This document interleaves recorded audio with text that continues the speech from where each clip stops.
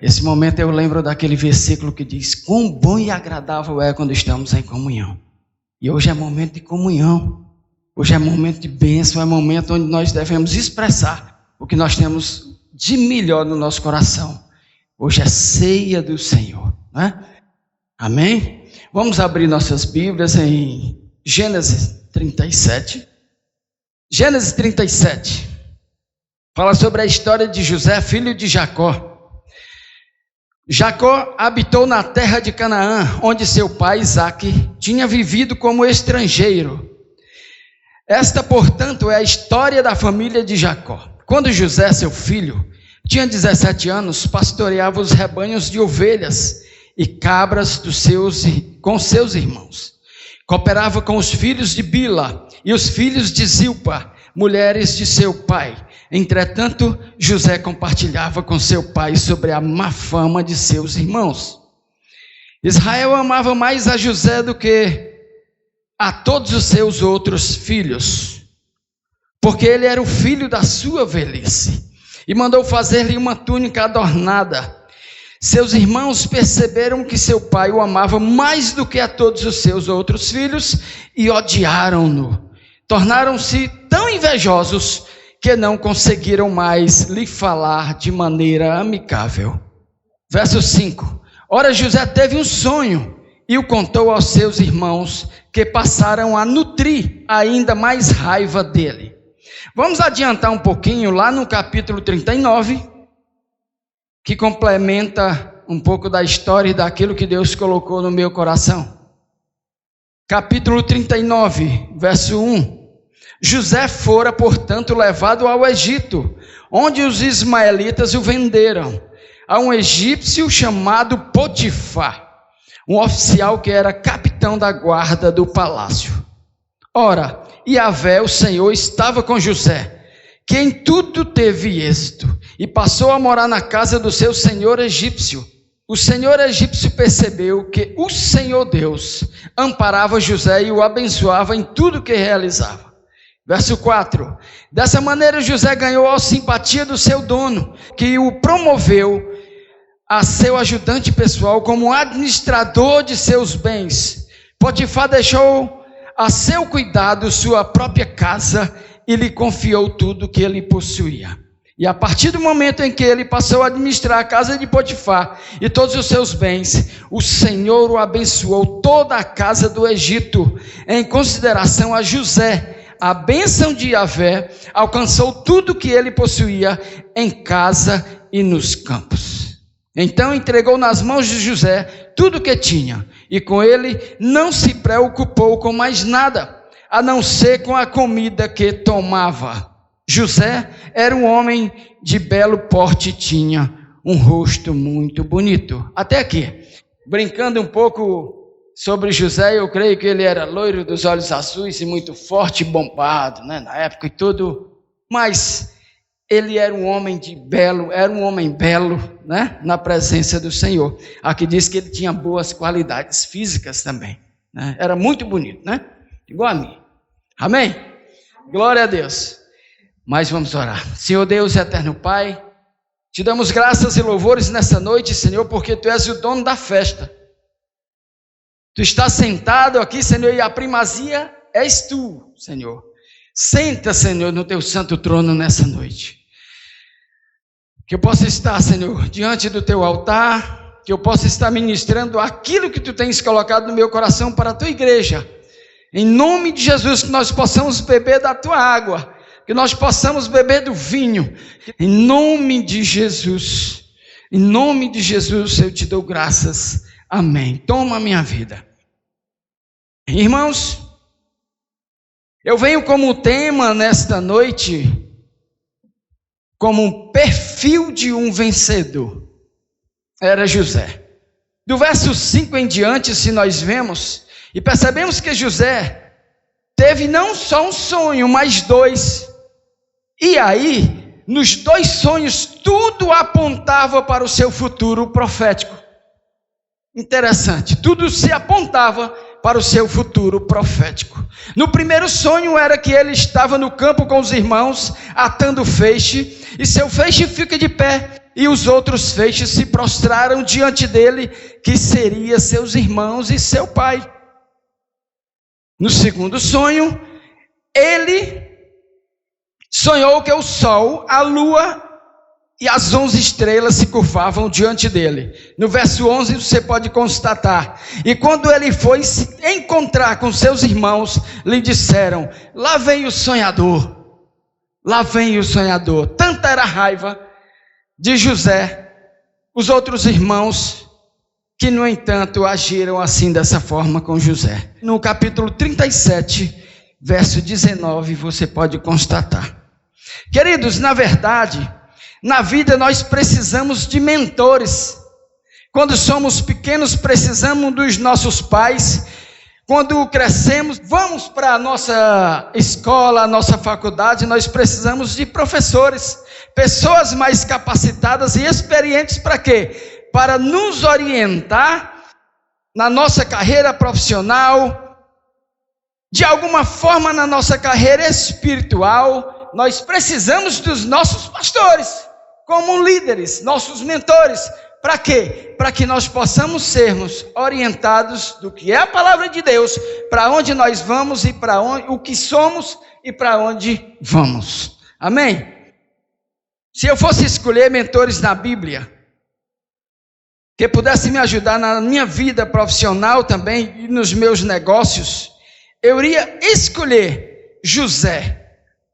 Eu poderia escolher José, porque tudo o que eu fosse fazer, eu perguntaria: o que faria José?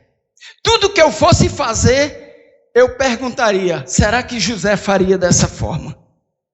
Se no Novo Testamento eu admiro por demais o apóstolo Paulo, no Velho Testamento, um dos homens que me inspira muito é José. O nome José significa acrescentará, ou seja, Deus acrescentará. José era filho de Jacó com Raquel, sua mãe era estéril. Deus ouviu sua oração e lhe deu 2 filhos, José e Benjamim. José teve 11 irmãos e uma irmã. Seus irmãos eram Rubens, Simeão, Levi, Judá, Adã, Naphtali, Gade, Azé e Issacar, Zebulon e Benjamim, e sua irmã era Diná. Por isso o filho caçula que nasceu no útero do ventre de Raquel, mulher de Jacó, que amava tanto, aquele homem era apaixonado por aquela mulher, como eu também sou apaixonado por aquela Raquel, a minha esposa, mas por sobrenome Aglaildes, amém? Glória a Deus. E José era filho da sua velhice, por isso ele o amava tanto. Jacó amava tanto Raquel e era tão apaixonado. Ele passou a ser filho preferido justamente por ser o filho de sua velhice. E logo então, por ele amar de uma forma extraordinária José, de uma forma tão diferente, os seus irmãos tinham raiva de José. E quando José foi ao encontro de seus irmãos tramaram vender José, por motivo de tanta raiva. E logo eles venderam para uma caravana de ismaelitas que ia para o Egito. Venderam por 20 moedas de prata. E logo quando chegaram no Egito, essa caravana, eles venderam para Potifar, que era um oficial, um chefe da guarda de Faraó. A história de José é muito interessante. Tem alguns aspectos que nessa ministração nós vamos aprender e acrescentar algo interessante em nossas vidas. Eu digo que José foi um homem acima da média. Eu digo que José foi um homem extraordinário. Eu digo que José foi um redentor da história da sua família por algumas razões. Eu quero pensar com você em algumas qualidades de José, como um homem extraordinário, um homem que deixou uma marca, deixou um legado, um homem que deixou uma história que inspira milhões de pessoas até hoje. A primeira qualidade deste homem que fez toda a diferença no seu tempo e na sua era, é que ele era um filho extraordinário, era um bom filho, porque aos 17 anos nós vemos e lemos aqui que ele cuidava já das ovelhas, das cabras do seu pai, do rebanho, da criação. E outra coisa, José era um filho submisso. Sempre que seu pai chamava, ele respondia: eis-me aqui, pai, estou aqui, pronto para toda obra, pode contar comigo. Ele era um filho justo, ele não aceitava ser cúmplice dos erros de seus irmãos, ele era um filho que sabia honrar o seu pai. Preste atenção, José era responsável, José era submisso, José era justo, José era um filho que sabia honrar seu pai. É interessante que, mesmo morando no Egito, depois de ter passado o que passou, José vivendo no Egito, quando chegou como escravo, quando se torna governador, recebe seus irmãos, e depois de provocar a consciência deles, quando ele se revela para seus irmãos, a primeira coisa que ele perguntou, o que foi? Meu pai ainda vive? Meu pai ainda está vivo? Em Gênesis 43, verso 7, você pode ver isso, pode constatar essa passagem. Aí ele manda buscar o seu pai, mas não manda buscar de qualquer jeito. A honra dele é tão grande, que lá no capítulo 45, verso 7, você pode acompanhar depois, 45, verso 7 ao 10, e do 17 ao 20, lá no 45, 7 ao 10, ele já está no Egito, ele já é governador, e ele lembra do seu pai, e ele manda os seus irmãos buscar os seus pais, e todo aquele povo para estar perto dele. E lá, e continuando, Deus também coloca no coração de Faraó a honra, e se estende o convite também, lá no capítulo 45, no verso 17 ao 20, quando o Faraó, ele manda caravanas, manda toda a condição necessária para que toda a família de José viesse para o Egito e pudesse desfrutar do melhor com o seu filho querido. Preste atenção. Você sabe quem causou todo aquele transtorno na vida de José? Nada mais do que seu pai. Mas como? Amava tanto José, o filho querido. Como é que ele pode causar tanto transtorno na vida de José? José foi vendido pelos irmãos. José foi vendido pelos ismaelitas para Potifar. E a causa foi o seu pai. Uma das marcas de José, além de ser um bom filho, ele não aceitava que seu coração fosse transformado numa vasilha de mágoa, ressentimentos e ódio. Se José não tivesse mente expandida, pele grossa, coração mole, ele chegaria no Egito como escravo, viveria no Egito como escravo e morreria no Egito como escravo. Como é que pode acontecer isso? Eu te pergunto nessa noite, como está o seu coração? Como está o seu coração? Tem as características de José? É expandido? Seu coração é expandido para sofrer, passar pelo processo e ainda perdoar? Como está o seu coração nessa noite? É de pele grossa para aguentar pancadas, apontamentos e ainda perdoar? Como está o seu coração nesta noite? É mole? Mesmo passando por críticas, quedas emocionais e ainda perdoar? Você está com um coração perdoador como José estava naquele momento? Saiba que você não é filho de Jacó e nem filha, mas você é filho de um Deus de Israel, Deus daquele que lhe escolheu como nação santa, geração eleita, povo de exclusividade do papai. O Deus Emanuel, maravilhoso, aquele que vive e reina para sempre. Amados, saiba que quem se deixa dominar pelo sentimento de ódio e vingança, quem se deixa governar por ressentimentos, nunca vai ser governador. Preste atenção no que eu vou dizer. Quem não se deixa governar pelos seus ressentimentos, pode até chegar no Egito como escravo, mas vai se tornar governador. Esse é o grande segredo. Muitas pessoas carregam dentro de si uma ferida emocional paterna. E o que isso pode gerar? O que é uma ferida emocional paterna? As feridas se tornam uma lente de óculos, através das quais você enxerga a vida. E você decide a partir da ferida. E tudo o que o diabo quer é que você não resolva esse problema que tem afetado a sua alma. Isso é o que o diabo quer, que você não consiga resolver essa ferida emocional paterna.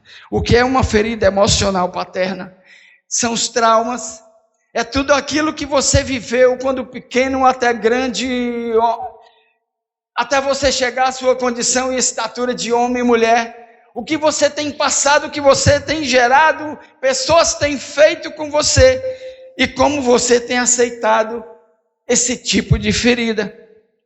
Eu vou contar uma história rápida aqui. Um certo homem, ele tinha 61 anos, e quando ele era pequeno, quando ele tinha 6 anos, o pai dele gostava muito de uma bota que ele tinha, um sapato muito bonito. Ele engraxava todo dia aquela bota e colocava ali naquela estante. E um certo tempo ele viajou, o pai viajou, e aquele filho, não sei o que deu nele, e ele pegou aquele sapato e jogou na fossa. E quando o pai chegou, que olhou para o lugar onde tinha colocado aquelas botas, alguém chegou para ele e disse: ei, quem jogou tuas botas lá, ó, tua bota sumiu, né? Quem jogou suas botas lá foi o seu filho. E ele chegou até aquele rapaz, ele já estava possesso, porque gostava e amava demais aquele sapato. No momento ele chamou o seu filho, puxou o filho pelos cabelos, arrastou até aquela fossa e disse: desgraçado, maldito, por que você fez isso? Eu gostava tanto dos meus sapatos. E ele pegou o rosto daquele menino, ele esfregava nas fezes. Ele esfregava nas fezes o rosto daquele garoto e amaldiçoou aquele garoto naquele momento. E quando sua mãe pegava, ele lembrando e falando com o rosto lacrimejando como os meus, eu creio que eu sou tão mais emocional como ele. A mãe pegava e enxugava o rosto daquele garoto e disse: por que você fez isso com esse garoto? Por que você fez isso com o seu filho? Por que você chegou a fazer isso com esse menino? Eu entendo o quanto era precioso os sapatos para aquele homem, mas mais precioso seria tomar conta e amar o seu filho. José também foi vítima de um processo de educação equivocada. Seu pai Jacó não poderia ter feito isso que ele fez com José, ter amado tanto de uma forma sobrenatural e deixar o resto para trás. Toda a culpa do que tinha acontecido com José tinha sido culpa de seu pai. Tudo aquilo que tinha acontecido com José tinha sido culpa de Jacó. E essa sequela vem de um ciclo. Porque, queridos, se nós observarmos, todos os filhos reproduzem o padrão de comportamento dos pais. É ou não é? Todos os filhos reproduzem o padrão de comportamento dos pais. E por que devemos resolver esse problema de ferida emocional paterna, pastor? Porque nós temos um ciclo de ferida que é o ferido que fere, é o machucado que machuca, é o abusado que abusa, é o agredido que agride, é o abandonado que abandona. Esse ciclo se torna um ciclo de morte. Se analisarmos, Jacó erra com José, e mesmo assim José teve que decidir: Olha o que eu vou dizer. Decisão decide o meu destino. Qualquer decisão que eu tome vai decidir minhas atitudes futuras. Não importa o que fizeram com você, o que importa é o que você está fazendo com o que fizeram com você. Se nós analisarmos na vida dos antepassados de José, Abraão, seu avô, tem problemas no casamento, tem problemas e brigas com seus filhos, e Abraão mente. Problema maior, Abraão mentiu. Se nós olharmos para o ciclo de vida da geração de Abraão, vem Isaac. Isaac tem problemas no casamento, com filhos e mente. De Isaac vem Jacó, também tem problemas no casamento, problema com seus filhos e mente.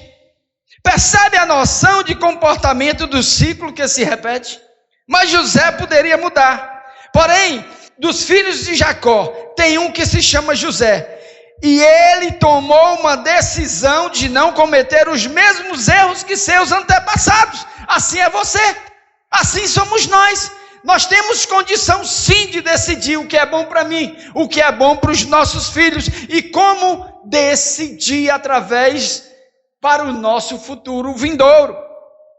José decidiu não ter o padrão do seu avô, do seu pai, porque a partir da história ia ser diferente. A partir da história de José iria ser diferente. O padrão ia ser mudado, o ciclo ia ser quebrado.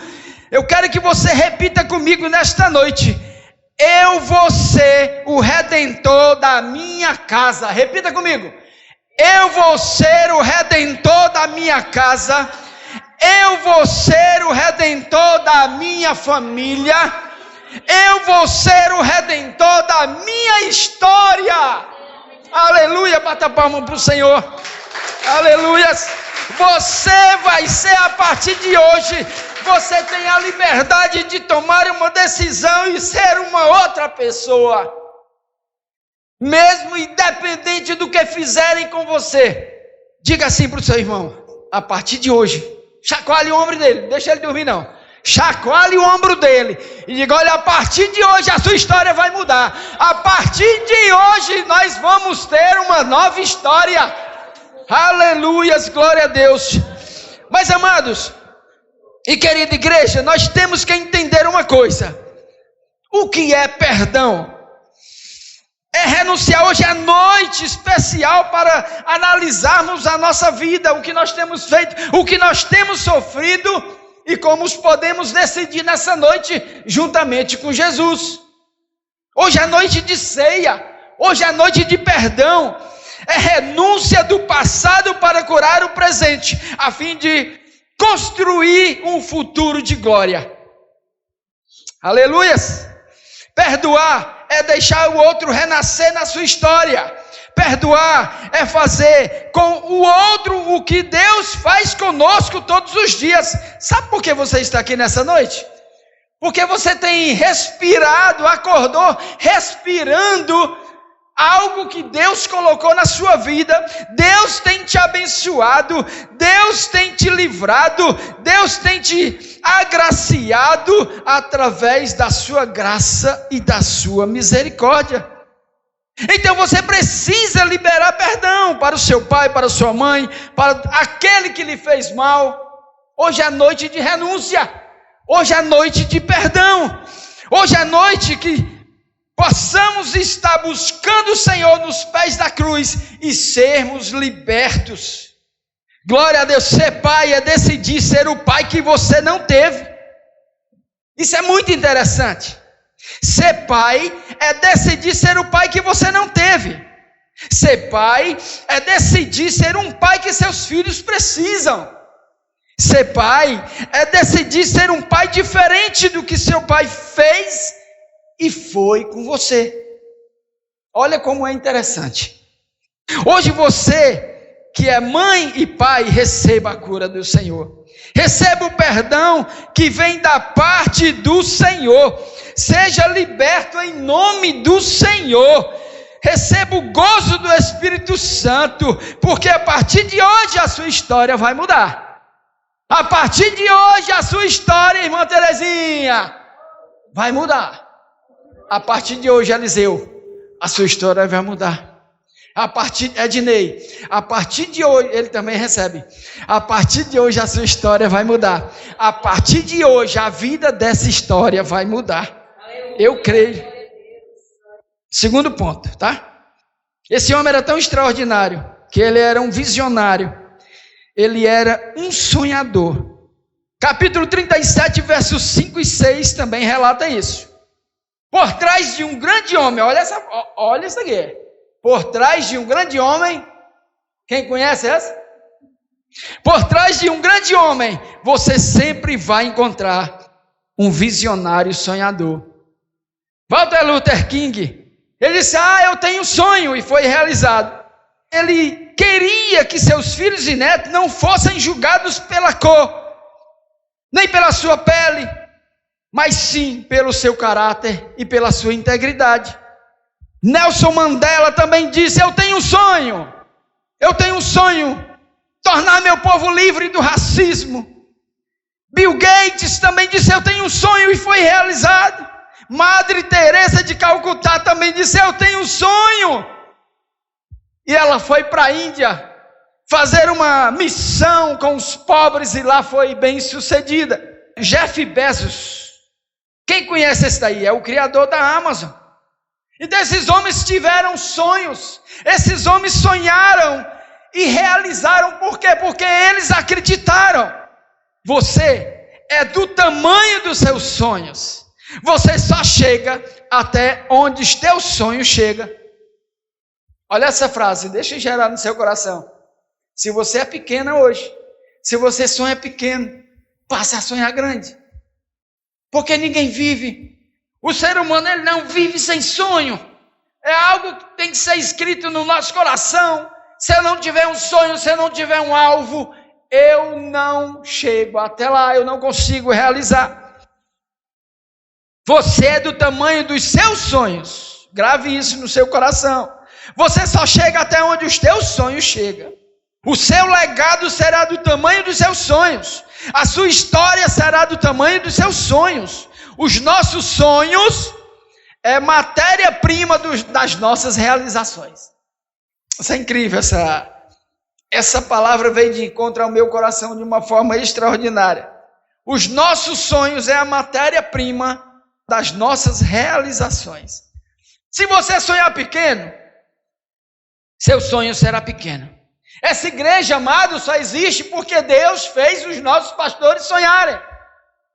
E nós só somos cuidados, você só está aqui ouvindo a palavra e se deleitando na presença do Senhor, porque essa igreja foi aberta. Porque Deus colocou nos seus corações e eles tiveram atitude, sonho grande e foi realizado. Igreja, sonhe grande. Você é pequeno, você é fraco, mas sonhe grande. Você não tem, mas sonha grande. Não sonha com base na sua pequenez. Sonha com base na minha grandeza, diz o Senhor dos Exércitos. Não sonha com base nas suas limitações, assim diz o Senhor dos Exércitos.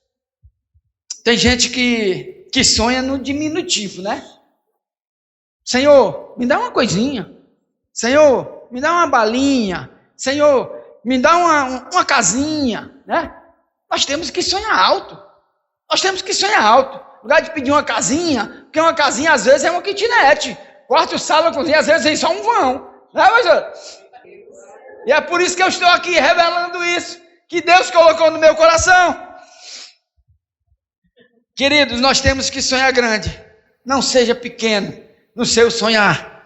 Salmo 2, verso 8 diz: pede e eu te darei as nações como herança, até os confins da terra como tua propriedade. Jeremias 33, capítulo 33, verso 3 diz: invoca-me e te responderei, eu te revelarei coisas grandiosas e inacessíveis que você nem sabe. É você sonhar coisa grande. Abra sua Bíblia lá em Mateus. Mateus capítulo 7, verso 7. Diz assim: pedi e vos será concedido, buscai e encontrareis, batei e a porta será aberta para vós. Pois tudo que pede recebe, o que busca encontra, e a quem bate se lhe abrirá.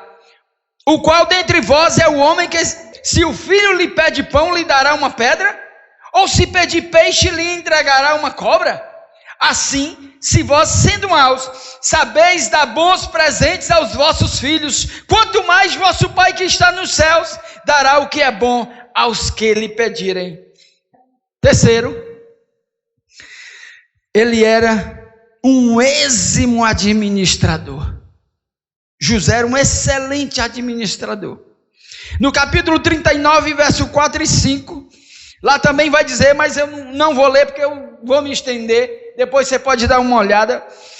Eu te pergunto, José era abençoado porque a mão do Senhor estava sobre ele? Será que era? Será que ele era tão abençoado por isso? Porque ele era obediente? Será que é porque Deus o amava tanto? Querido, eu creio que não. Eu creio que não. Eu vou te dizer algo muito precioso aqui. Deus tem compromisso de bênção com alguém que é indisciplinado? Sim ou não? Tem, pastor? Deus abençoa quem é relaxado? Sim ou não? Sim, Cida? Deus abençoa quem só chega atrasado? Sim ou não? Deus abençoa o desorganizado? Sim ou não? Lá em Jeremias capítulo 48, verso 10 diz: desgraçado quem faz com negligência o trabalho do Senhor. Olha o quanto é sério. Que nós possamos trazer isso para a nossa vida, amado. José pensava de uma forma antecipada. Quem planeja tem um propósito e sabe para onde quer ir, como chegar, por que chegar, quando chegar. Eu não acredito que José chegou no Egito como escravo, foi governador, apenas orando e com a bênção do Senhor. Eu creio que não. Ele era competente administrativamente falando, mas para que ele pudesse chegar numa condição dessa, também existiu critérios. Deus não tem compromisso com quem não se organiza. Deus não tem compromisso com gente indisciplinada. Deus não tem compromisso com gente desorganizada. Deus procura obreiros e obreiras com excelência para a sua casa, amado. Se ponha na brecha. Nós temos que nos colocar na brecha do Senhor, porque é isso para que Ele possa nos levantar e fazer a obra do Senhor com excelência. Amados, eu creio que hoje é noite de renovação. Renovação de mente. Transformação de caráter. Do despertar da consciência. A Bíblia diz que nós somos filhos da luz e templo do Espírito Santo. Eu quero crer que Deus quer soprar sobre nós o vento do avivamento, que nos liberte, que nessa noite Ele possa nos libertar daquilo que está nos atrapalhando para comunhão, para termos uma comunhão com o Senhor, para que possamos crescer na graça, no conhecimento, na espiritualidade, sermos crentes maduros e não deixar com que qualquer coisa possa nos atrapalhar diante do Senhor. Que nós possamos nessa noite sair do raso e irmos mais profundo. Nós possamos conhecer o Senhor de uma forma sobrenatural nessa noite. Que nós possamos quebrar nossos bloqueios, nossos traumas, nossas sofismas, que muitas vezes aparecem na nossa juventude. Nós cheguemos a uma condição de adulto e ainda continuamos com trauma. Hoje é noite de liberação de perdão. Hoje é noite onde nós possamos dizer: Senhor, entra na minha vida, entra na minha casa, quebrando, dilacerando toda maldade, todo ódio, tudo aquilo que me não deixa gerar qualidade de vida espiritual na tua presença. Vamos para a nossa conclusão. Em Gênesis 41, vamos voltar lá para onde? Lá para o Gênesis, como nosso pastor diz. Nós podemos chegar em Apocalipse, mas nós sempre vamos voltar para o Gênesis. Capítulo 41, Gênesis capítulo 41, verso 37, quando nós somos obedientes, quando nós fazemos a vontade do Senhor, quando nós procuramos ser organizados, quando nós não procuramos ser desorganizados e sim organizados na casa do Senhor, nós colocamos a nossa vida em ordem, e é isso que o Senhor quer. Aqui em Gênesis 41 diz a ele, Deus dá vitória para quem é organizado, feito, e quem tem um perfil como José. Capítulo 41, do verso 37 ao 43, diz assim, a palavra e o plano de José agradaram ao faraó e a todos os seus sábios e conselheiros, e portanto o faraó proclamou diante de sua corte os oficiais, encontraremos um homem como este, em quem esteja o Espírito de Deus. Então o faraó declarou a José, visto que Deus te fez saber tudo isso, não há ninguém tão perspicaz e sábio como tu em nossa terra. Tu serás o administrador do meu palácio, e todo o meu povo se conformará às tuas ordens, só no trono te precederei. O faraó disse mais a José, vê, eu te estabeleço sobre toda a terra do Egito. E o faraó tirou do dedo seu anel e o colocou no dedo de José. Mandou que o vestisse com linho fino e colocou uma corrente de ouro fino em volta de seu pescoço. Também o convidou a subir em sua segunda carruagem real, tendo em frente os arautos do império que iam bradando, Abreque, inclinai-vos.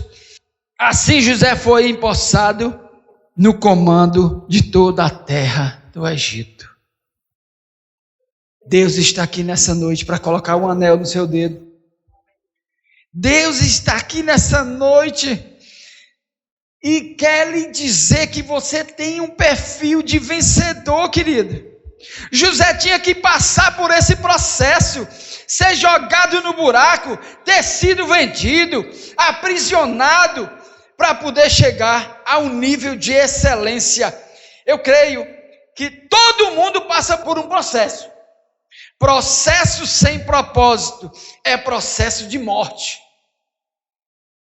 Processo com propósito é processo de vitória. Esse é um perfil de vencedor. Amém? Bata a palma para o Senhor. Glória a Deus.